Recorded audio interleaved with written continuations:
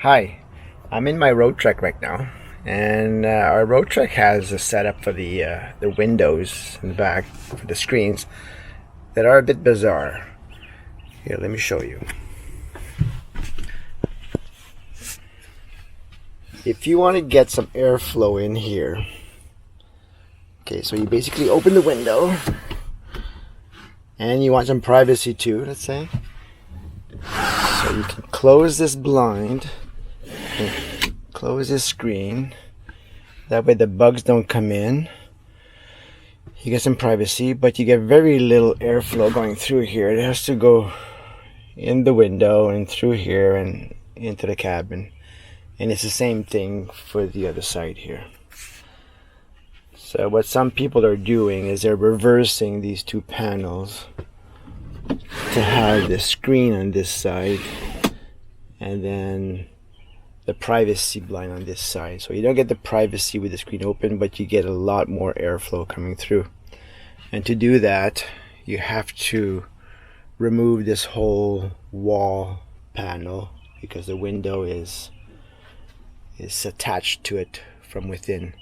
So I have to remove this DVD player cabinet and remove all those caps and then unscrew, pull it off, and then hopefully just do a 180 of the window frame and then put it back in.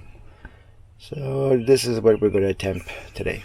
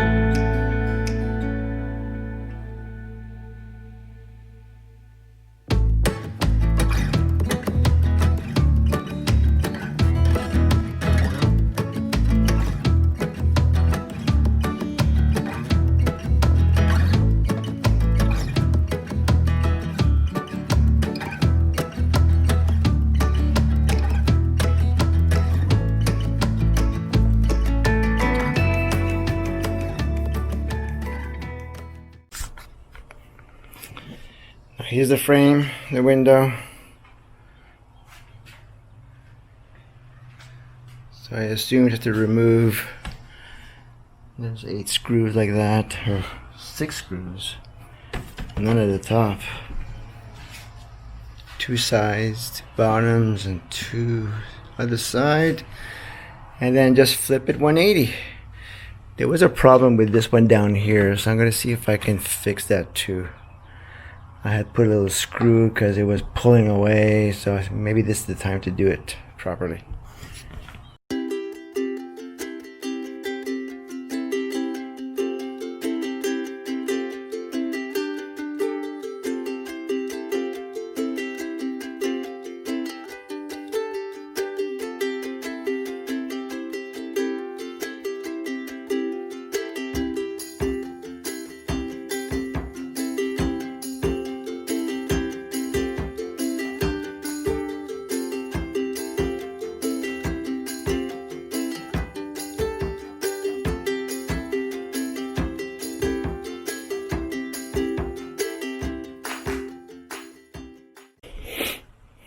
Okay, I was having trouble before with the blinds not closing or opening properly.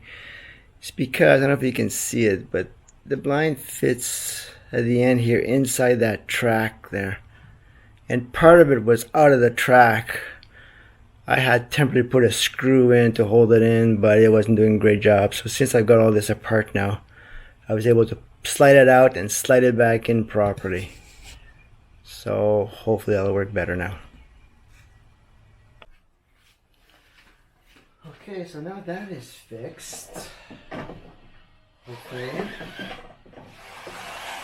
Seems to work well.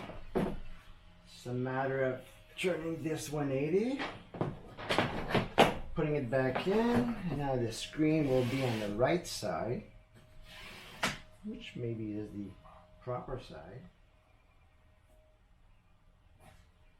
And then putting the screws back in.